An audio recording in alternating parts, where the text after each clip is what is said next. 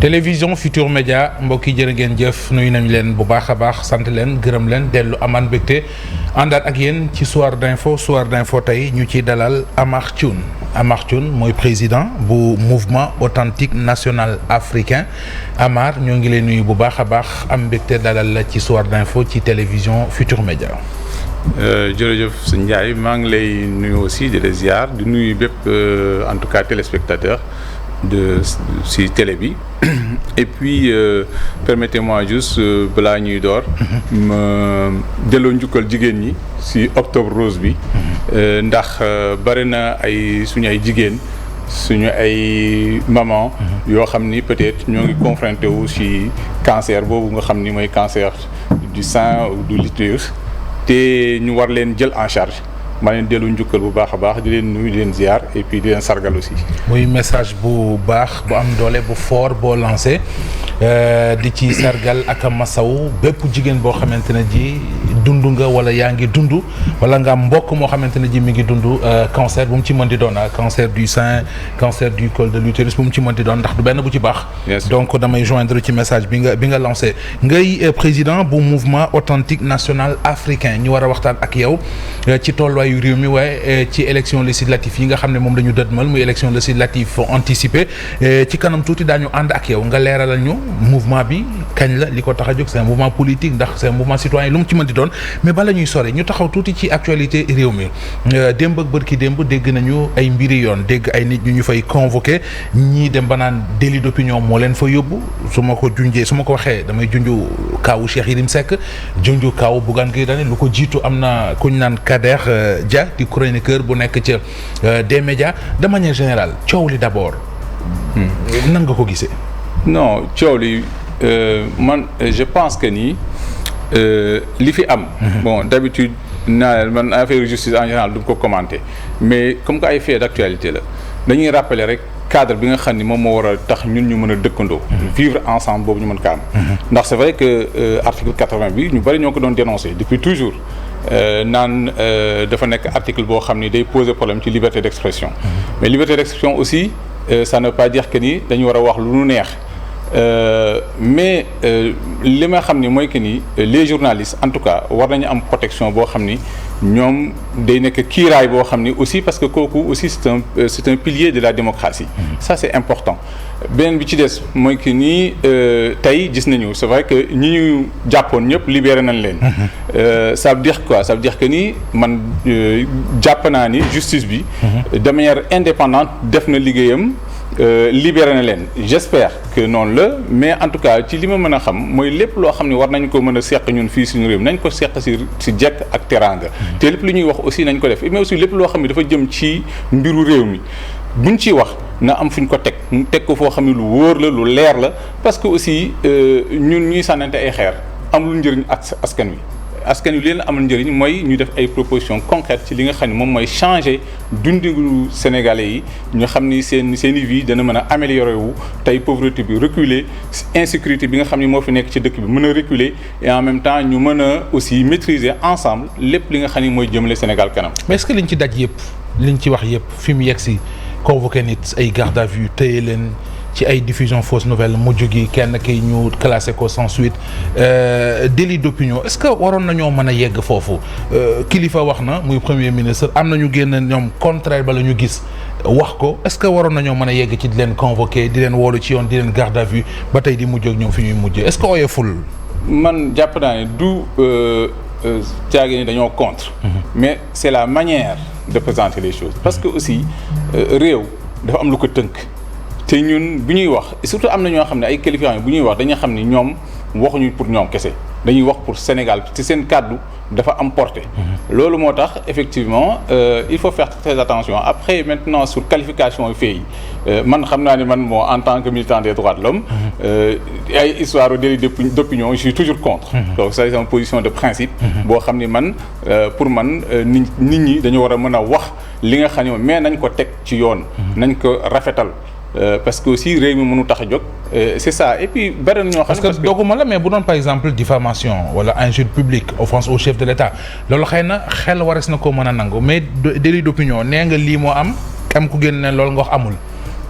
je pense waroon na may bañ a yegg fi mu yegg quand même sama xalaat xaw ma nag yow noo gisee. alors man bon fond dossier bi xaw ma lu ci juge bi en tout cas wax moo tax doo ko mën a wax man commentaire yooyu man li ma wax xam ni mooy que ni en tout cas j'espère que lépp li nga xam ñoo ngi koy doxal ci mbiru justice. nañu am présomption d'innocence bi ñu jiital ko. ça c'est important ay principe de droit élémentaire yoo xam ne war nañu ko mën a jiital avant ñuy toroxal wala ñuy bunduxataal doomu aadama race doole muy sénégalais. parce que aussi les juges aussi c'est des Sénégalais. Donc du coup bu ñu amee ay relations ak yenn Sénégalais je pense que c'est important que yoon boobu ñu am fu ñu ko def et puis je pense que aussi c'est important aussi kaso ce n'est pas une solution. Des fois nit ki mën na jalgati yoon ñu def li nga xam mooy rappel à la loi. Voilà fàttali ni attention lii kat mënoo ko def après nag s'il y a des récidives bu boobaa nag mën nañu sévir mais effectivement réew mi c'est vrai que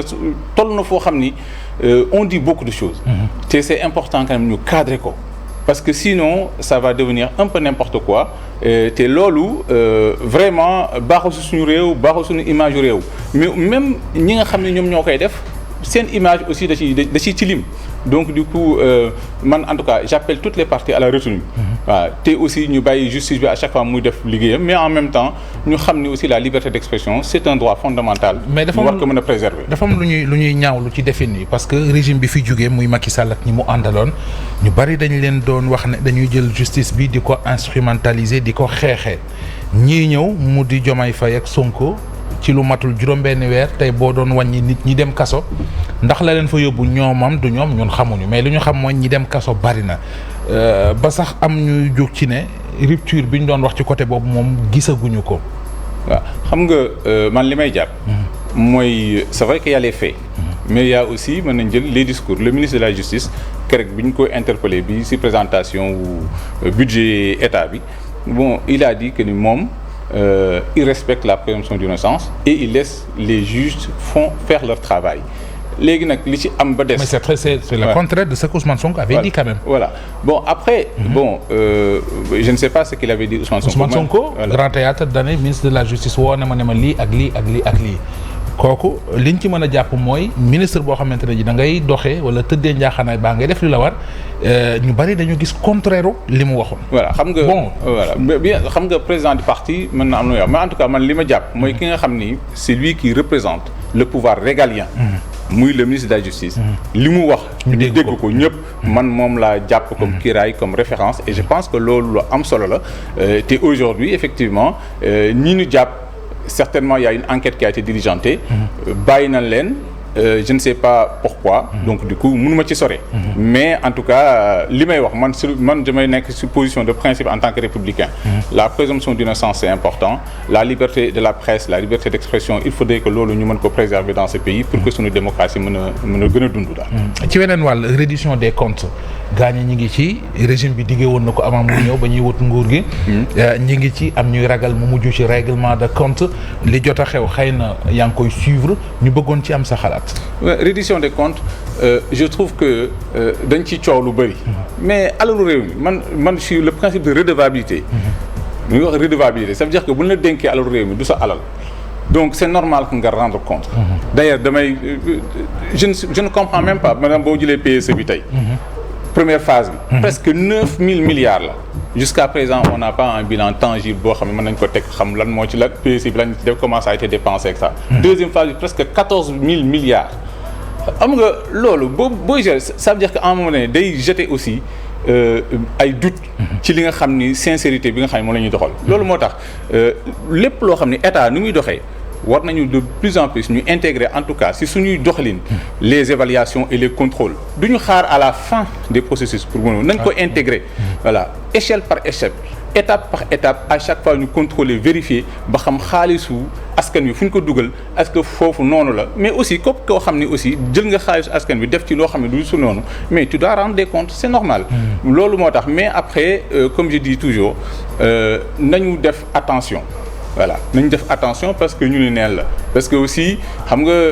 c'est facile ñu ni ñii ay délateurs lañ mais sur quelle base? C'est facile. C'est pour ça qu'il faut qu'on fasse des garde-fous. Et donc d'ailleurs le projet de loi bi nga xam ni moom le président Diomaye ni moom en tout cas ça fait partie des premiers projets de loi. J'espère que le projet de loi boobu non seulement day protéger bien sûr les lanceurs d'alerte parce que ça c'est important, mais en même temps dafay poser cadre bi nga xam ni ci la ñu mën a doxalee aussi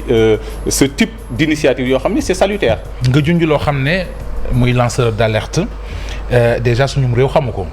mais dafay lu am solo ci réew moo xamante ne ji dafa bëgg a dox ci transparence ak démocratie mais am ñu gis ne dafa laaj encadré ndax gars yi dañuy jaawale lanceur d'alerte ak diffamation.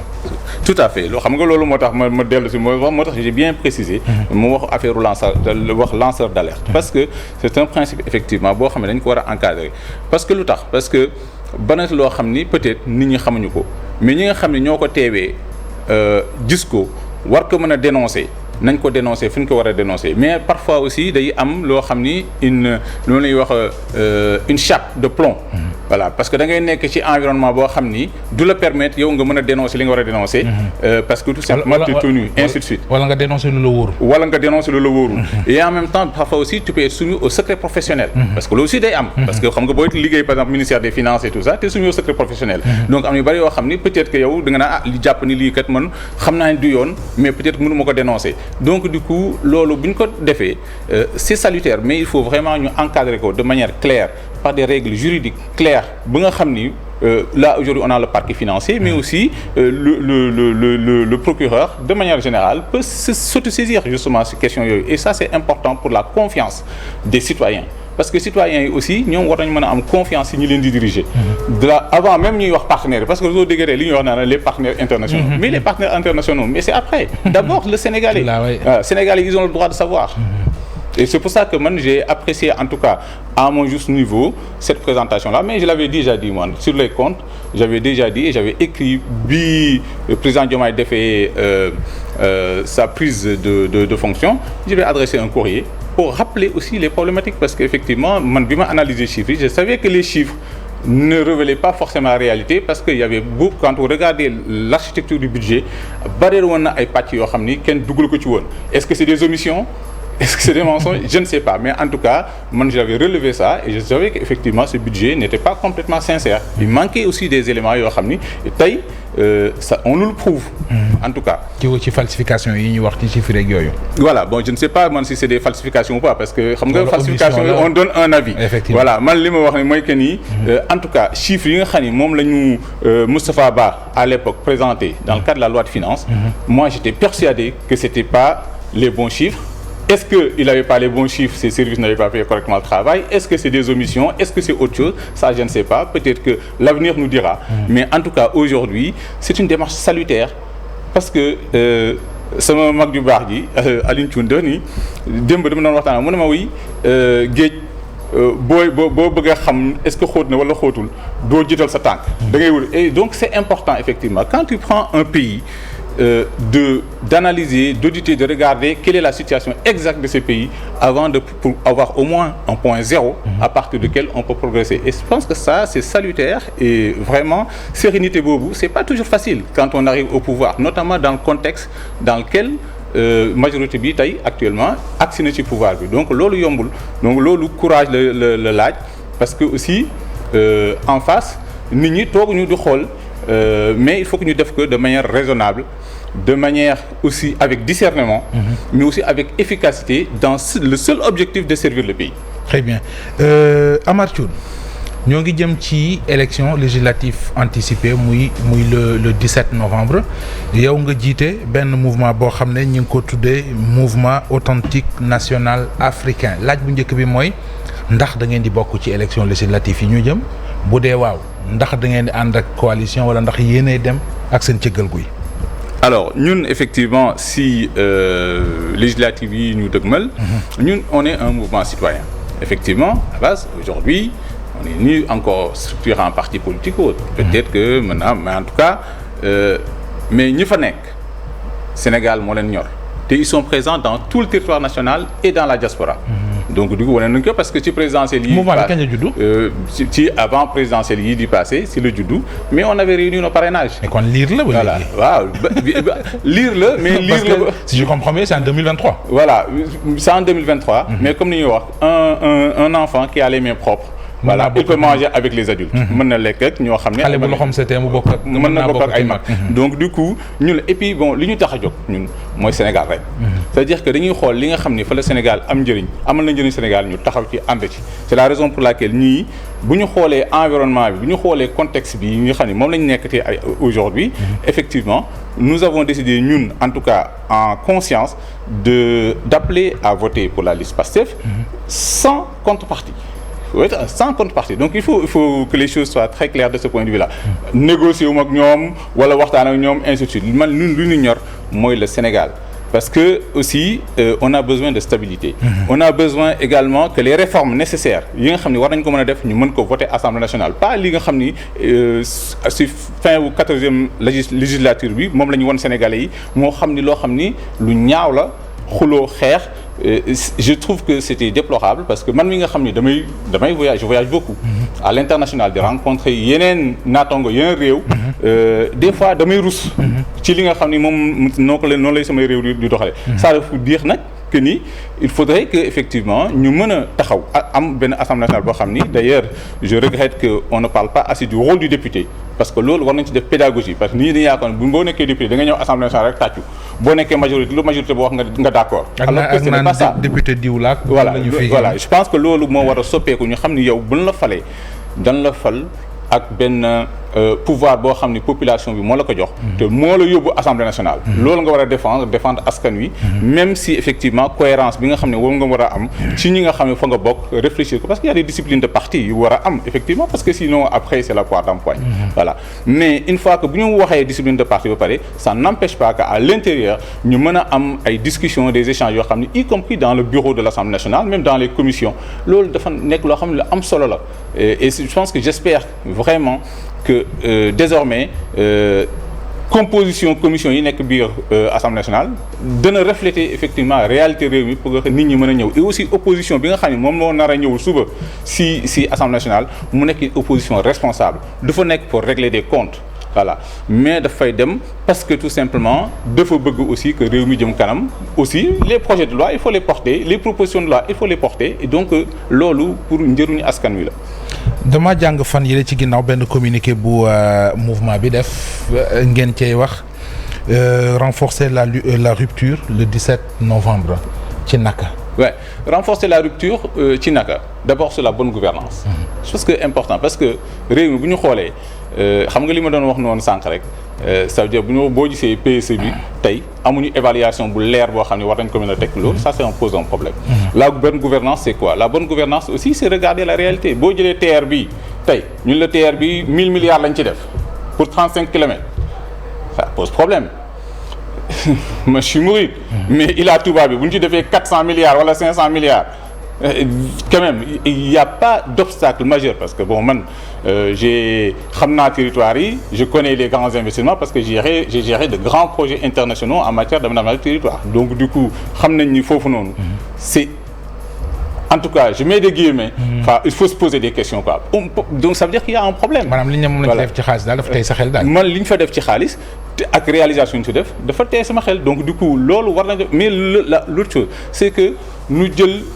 quasiment boo xoolee PSE bi mën nañu wax PSE Dakar la et région de Dakar les régions dañ leen oublier voilà tey boo demee damay jël par exemple Waalo ba ma fi ma bokk parce que moi je suis de Rosso Sénégal. mais PSE boo waxee ne dañ ciy fàtte région yi day jaaxal ñu bari parce que région yu bari Sénégal am na ay hôpitaux yoo xamante ne ji tey boo koy xool te ci programme PSE bu Macky Sall bi la bokk. non xam nga bu ñu nee xam nga hôpitaux yi c'est une chose. balaa hôpitaux ku feebar moo fay dem. mais balaa ngay feebar y a de la prévention y a de l'anticipation gérer c'est anticiper tey bu moo demee tey Waalo tey. je vais donner l'exemple par exemple nga ñëw commune Rosso commune Ronk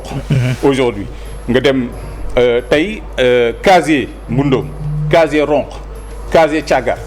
casier yooyu par exemple dañ ko war a réhabiliter depuis longtemps chaque année dañuy dégg ay milliards yi ñëw ci vallée bi mais kenn defu ko. nit ñi casier mooy. casier mooy fi nga xam ne moom la ñu war a béy mooy terre yi nga xam ne dañu ko aménagé. aménagement yi ñu def. aménagement yooyu bi ñu ko aménagé à l'époque dañu woon kii au bout de 10 ans war nañu ko réhabiliter. Aujourd'hui ça fait plus de 30 ans kenn réhabilité ko donc du coup alors qu'on veut atteindre l'autosuffisance alimentaire. Comment ça peut se faire? C'est impossible. Donc du coup am na réalité yoo xam ni c'est la priorité. On dit la priorité c'est que lutter contre la pauvreté, la vie chère. Mais il faut produire chez nous. Et si on n'appuie pas la production, les infrastructures, c'est pas ce qui fait manger les gens. ay tëli ak ay autoroute c'est baax na ci réew dana rafetal réew dana tax réew mi gën a taaru mais du loolu mooy tax nit ñi di lekk di naan donc du coup baykat bi war nañ ko jàppale. Voilà donc ki nga xam ne nappkat la war nañ ko mën a jàppale donc man amoon naa yaakaar parce que aussi boo duggee ci PSE bi da nga ko ci fekk. ay objectif la mais objectif yooyu boo xoolee liñ ci gën a réaliser liñ ci gën a fësal. mooy lépp li nga xam ne infrastructure et puis économiquement. Il faut savoir que aussi à chaque fois boo réaliser benn infrastructure il faut prévoir l'entretien la maintenance. Budget lay doon. Ça veut dire que chaque année da ngay rajouter ci ce budget. te loolu boo xoolee à chaque fois techniciens yi ou en tout cas état ñi fi nekkoon ñoom lu ñu doon xalaat mooy réaliser benn affaire ñëw dagg ko inaugurer ko ñu photo leen ñu dem seen yoon xalaatuñu après derrière effectivement tout ce qui se passe derrière ce qui fait que boo xoolee nos routes sont mal entretenues. Accident de la route yëpp ngay gis c'est à cause de ça aussi. Donc loolu war nañ ci mën a gën a jóg en tout cas changer mentalité changer paradigme sur la manière de gérer les affaires publiques loolu moo tax ma ni rupture boobu dafa war a am rupture bi dafa war a am aussi ci yeneen fànn ci buñ la falee réew mi moomoo ko c'est du peuple élu par le peuple pour le peuple donc comportement bi nga war a am comportement boobu dafa nekk comportement bu exemplaire li Sëriñ Tuubaa daan wax jihaadu nafsi boobu moom la ñu war a am donc ni nga war a sa melokaan ak ni ngay doxalee rien que ça déjà bu ñu ko gisee rek nit ñi la gis war nañu mën a soppi seen doxalin ak seen melokaan. Est-ce que gis nga ko ci ñi jiite. Bah en tout cas am nañ ci yaakaar man ci loolu laa gis xam nga d'ailleurs beneen aspect c'est que pour tax man j'ai dit avec l'ensemble suñu membres yi dañuy woote Pastef parce que dañ ni bu ñu xoolee bi ci biir cohérence moo fa nekk lu leer. xam nga dafa wax lu leer dafa ni ku bëgg a ñëw nga ñëw ku bëgg te ñëw bul ñëw mais en tout cas ñun nii la ñuy demee mu leer nañ de l'autre côté aussi ñu ngi parler di négocier ay places xalaatuñu réew mi amul programme kenn waxul projet mais c'est un problème. mais ñi fi indi projet bi bari na yu ñu waxoon te defuñu ko de. waaw mais xam nga. wala loolu it mën nga ko jàppee ba tey ci cohérence bi. xam nga non peut-être que aujourd'hui mën nañu wax ni on est au bout de un peu plus de 6 mois d'exercice. si ñu fi nekk. naka la ñuy doxalee réew. parce que loolu aussi il faut que ñu xam ko bu baax a baax parce que réew mën nga da ngay ñëw il y a ce qu'on appelle la continuité de l'action publique. du caage ne da ngay ñëw rek li ñu fi doon def nga dindi ko teg fee def lu bees non ça veut dire que déjà bi nga ñëwee boo ñëwee yow am na lu fi nekkoon te obligé nga continuer ko même su fekkente ni des fois da ngay jéem a jubbanti ainsi de suite et ça donc ça veut dire que ni première partie quinquennat bi souvent c'est ça ce qui se passe c'est dans le monde c'est pareil partout dans le monde Macky Sall bi nga boo liiree la loi de finances 2023 premier chapitre bi ci loolu lay wax dañuy wax man entre 2012 et 2014 j'ai réajusté redressé le pays ainsi de suite pour quelle raison. boo déggee ma ne lu ñu fi wax te defuñu ko. bari na lu ñu fi wax bon lépp nag. parce que ci seeni wax bi ñuy yóotu nguur gi dañu ne woon bu ñu ñëwee poste yi ëpp solo bu ñu koy joxee ci appel à candidature lañ koy teg yi ñu fi def ci cap appel candidature man déjà yëguma ci benn bu dee am na dañ koy compter. bien sûr deuxièmement mooy dégg nañu surtout Ousmane Sonko mu ne bu ñu jotoo nguur gi pàccoo du ci am. ñu bari ci gouvernement bi seen ñooñ la moo tax man la bari na yu ñu fi diggee woon gisuñu ko donc ba mooy wax cohérence ba tax ngeen ànd ak ñoom ci législatif yi ndax dana doon lu wér lu Sénégal yi mën a nangu. bien sûr xam nga man dama nekk ku am expérience. et puis damay xool aussi li xew ci àdduna bi. xam nga nit ñi yaakaar ma ni pàccoo la xam nga nit ki nga àndal di xeex ba yàlla def mu may la nguur ngeen di waxtaan ngeen bokk ay xalaat. ni ñun kat réew mi nii lañ ko bëggee taxawalee c'est normal que boo faloo nga ñëw ñooñu nga waxtaan ak ñoom kon ni waxtaan ak ñoom ça n'enlève à rien nga xool ñi nga xam ni peut-être ay doomu réew mi lañu am nañu ay compétences am ay qualités nga identifier leen nga solliciter leen pour ñu mën a ñëw xam nga appel à candidature yooyu nga doon wax effectivement c'est vrai waxoon nañ ni dinañ def appel à candidature am na d'ailleurs am na quelques postes yoo xam ne gis naa ne def nañ ci ay appel à candidature pas tout par exemple mais je xam naa ni parce que d'ailleurs bu ñu waxee xam nga les postes de DG et tout ça man am naa beneen vision la am sama vision mooy rationalisation parce que bari na ay agences yoo xam ne fii bu ñu nee dañuy rationaliser diminuer les trains de vie de l'État il faut qu'on réfléchisse autrement peut-être que dañu am période transitoire boo xam ni war nañ fa teg ay nit yoo xam ne wóolu nañ leen pour ñu mën a auditer la fa nekkoon. pourquoi parce que xam nga dette publique bii ñuy wax nii parce que tey ñoo ngi wax naan dette publique bi nangam la pourquoi parce que mais il faut savoir la dette publique c'est la dette des administrations. dettu entreprise publique yi mais aussi dettu satellite état bi c'est-à-dire que les agences et tout ça. donc yooyu yëpp tey leerul donc c'est important ñu liggéey boobu ba teg ko ci yoon am feuille de route bu leer prendre le temps de le faire parce que aussi réew mi yàqu goo xam ni gëm naa ni il faut que ñu tegaat ko ci ay raay mais pour ñu mën a ko tegaat ci ay raay il faut que le diagnostic soit sérieux xam nga malade boo ko bëggee faj da nga koy diagnostic bu wóor mais boo yàkkamtee parax yi fu nga ki mun la boppam day métti nga ne ah jëlal aspirine alors que peut-être que moom AVC lay commencé di am donc ça veut dire que mën nga ko rey. yàlla voilà non mais c'est ça loolu moo tax des fois. moom sonn nañu sonn koo xam ne bu ñu boolee bëgg a dee nag day xaw a. voilà yàlla na ci yàlla musal mais moo tax nag yàkkamti bi pour man dañu war a teey avancer et d'ailleurs xam nga affaire mbiru FMI bi. ñoom bi ñu ñëwee ñu ni ñun y avait effectivement 1000 et quelques milliards yoo xam ni dañ ko waroon décaisser en droit de tirage ñu non stop. on veut regarder wax nañ ci lu ne mais moi je salue cette décision là parce que je trouve que c'est une décision responsable